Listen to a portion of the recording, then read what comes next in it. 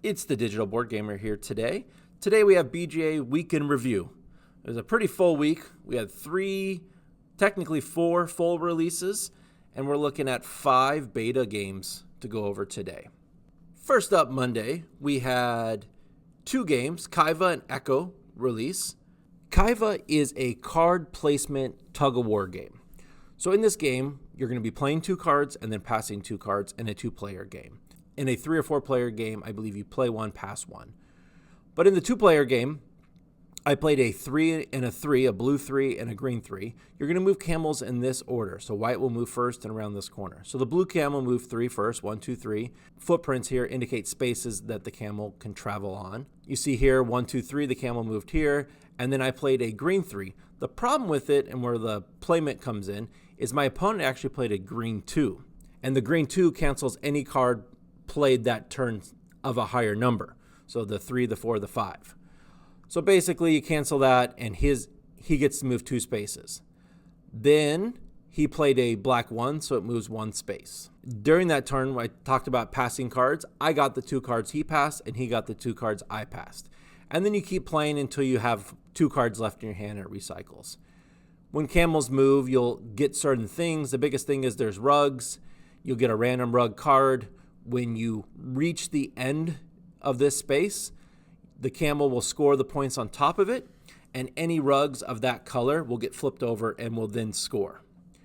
When you land on these 2 spaces, you'll get these gems, and when you land on this space, you can either get a rug or a salt, and if you pay 3 gems, you get the top salt tile. The game ends when one of these 3 piles runs out. Salt starts at 10, and then the points get lower and lower. T tokens are random. And then at the end of the game, whoever has the most points wins, and your points will come from these 3 tiles here. Overall, I really like this game. I think it's pretty cool, the tug and war. I only got to play it 2, so I'm interested to see how 3 or 4 player works just in that aspect of, I want to move this camel 3 spaces, but I have to be very careful. If I play the 3 and somebody plays a lower number, all I end up getting are gems as a consolation prize. I don't get to move the camel.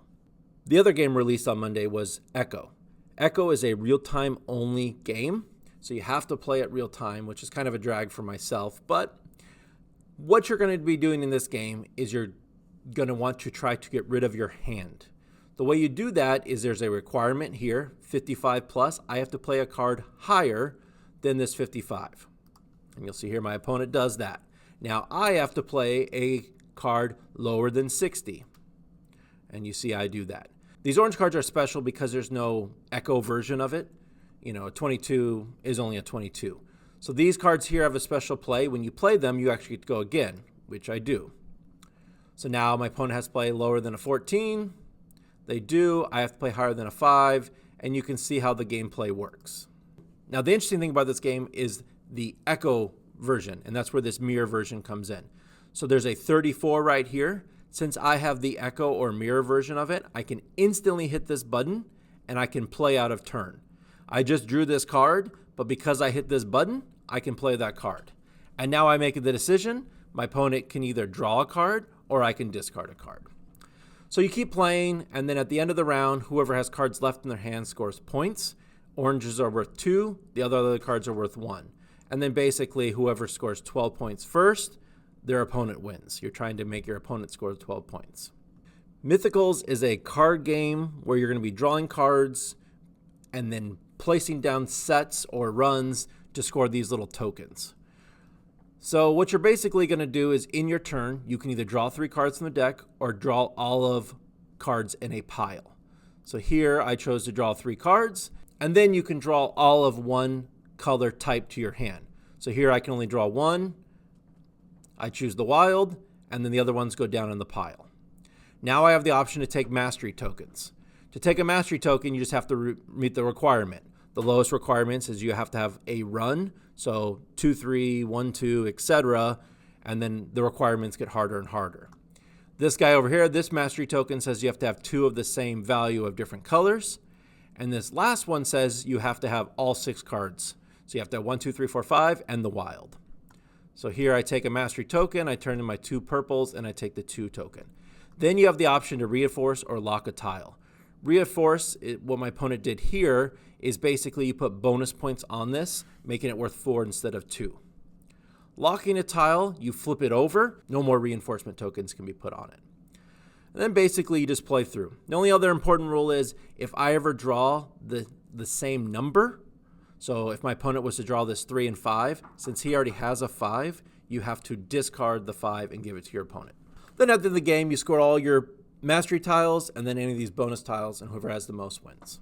Next up are on a Friday release, Azul Duel. Now the real cool thing about this, it actually came out a week before it even comes out in print. It's scheduled to come out the 21st, next Friday.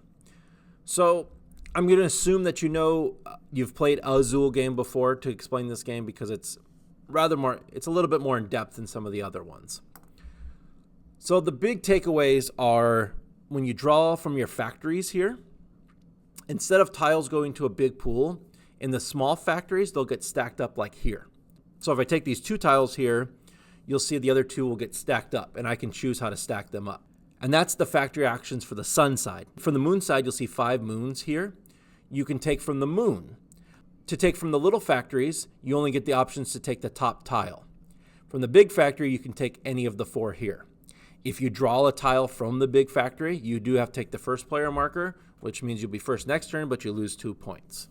Once all the tiles are gone from a factory, you then flip over the bonus tile, you see it there, and it is a wild token that you can use for later rounds for completing rows. The other thing you can do is take dome tiles, and what you're going to do is take the dome tiles and place them down here. You can rotate them, and you kind of build your own board. Where it's important is here I have 3 reds. I need to make sure that I have a red in this area. If I don't, these reds will get discarded and broken. So I could take this tile, put it here, flip it around, and make sure I have the red there. And that's a wild space, so anything will work there. There's also these blank spaces, and basically once you fill up the other 3 tiles on this dome tile, you then place a token here, and you would score 1 point. You see as it's further down, you score more points for filling up those spots. You do have to take 2 dome token tiles a turn to fill up your board. That way after the 5th turn, you're done. There are 3 to start, which means the 4th token taken is face down. And to do that, you actually have to lose a point. You do know from the backside that this one has a wild. If it didn't have a wild space here, it would have the blank token to show you that it has a blank, because each tile either has 3 colors and a wild or 3 colors and a blank. Then it's pretty normal Azul, where if you place 1 here, you can't place any more tiles. If I take 3, and I have 2 here, 1 has to go in the trash. Normal Azul rules. Now you do have these wild tokens here.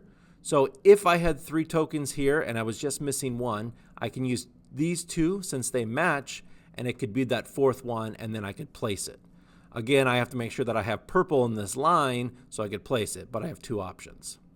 If I need to take a bonus tile and I don't have the matching set, like if I need a red but I only have the 1, I can actually discard 3 and get any wild token. And that's not a full playthrough, but that gives you a general idea. Now for our beta games. First, we have Confusing Lands. It's a card game where you're going to be stacking cards on top of each other and satisfying victory conditions. So you'll get dealt 2 cards. There are 2 sides. Each card has a side with different symbols, and then if you flip it, it has a scoring condition. You will then place your tile on your land. You will be then given the other card from your opponent, and you will place it on top of your card. 1 box has to overlap another box. So here I overlapped here, and now I have 2 lands on top of each other. And then it's pretty obvious. You put your mouse, read the scoring condition. The biggest thing is, for each scoring card you have visible at the end of the game, you will lose 10 points. So you need to make sure that each scoring card is making more than 10 points, or you're costing yourself points. There's a lot to the scoring cards and the tokens and how they all interact, and then I really like how you have to lay a part of a card over to build out your land more and more and more. Next up is Dice Pyramid. Dice Pyramid is a solo game where you're going to be playing Yahtzee style, so you have 3 rolls and then you can re-roll. Then what you're trying to do is complete these relics. Each relic on the top has some kind of condition to gain it. This one here, any combination. Once you gain a tile, it becomes an ability you can use once during the game. As you get more relics, you'll see more appear and more goals will happen, and there'll be more goals for you to complete. The game ends by either flipping over and gaining all relics, or like I did here, failing and not able to use your relics to save and gain a new relic. So it's basically a puzzle game where you're trying to remove each relic, use the relic abilities to get more, and try to complete the pyramid. Next up is Living Forest Duel, another duel game this week. Now, this one and Living Forest I've never played, so I can't really talk about much, so I'm just going to skip it. But it is available on BGA if you've played for Living Forest. You can play Living Forest Duel. Then lastly is the Bloody End. This one I did get a chance to play. I actually played in alpha, and then I played a little bit in beta here. The general goal of this game, it's really dark. You're trying to kill people that are coming to your hotel or your inn and take their money. But to do that, you have to kill them, and then you have to have someone else hire the body. Every night, you'll have 2 actions. So between there, you'll be basically discarding cards to do actions. So in your player aid here, it says you'll be able to bribe guests, build an annex, which is building the building, kill a guest, bury a corpse. You can launder money if you need more money out of your checks, or you can do nothing. The left side, the number here, this is what you're going to need to discard to kill them and bury them and so on. And then this is how much money they have. But again, you don't get the money until you bury them. Overall, I like the Bloody End. I think it's a fun game. It's very dark, like I said, and it plays pretty quick. And last up, we have Battlegammon, a modern version take on Backgammon. It's a 2-player head-to-head game. Your tokens will be assigned on starting spots. And basically, you roll 2 dice, and you're going to move your backgammon pieces towards your enemy's base. The game ends when one player gets 3 of their pieces into their opponent's starting area, or if they get 8 pieces into their opponent's area. During your turn, you roll 2 dice, and you can move a piece equal to the number you rolled on the dice. So here I rolled a 3. I can move my character 3 spaces. When a spot has 2 pieces, you can no longer move pieces onto that spot. So that's the way you can lock your opponents out or block them. Overall, it's an interesting take on backgammon, but probably not my favorite. And that's all I got for you this week. If you like the video, and good luck and have fun.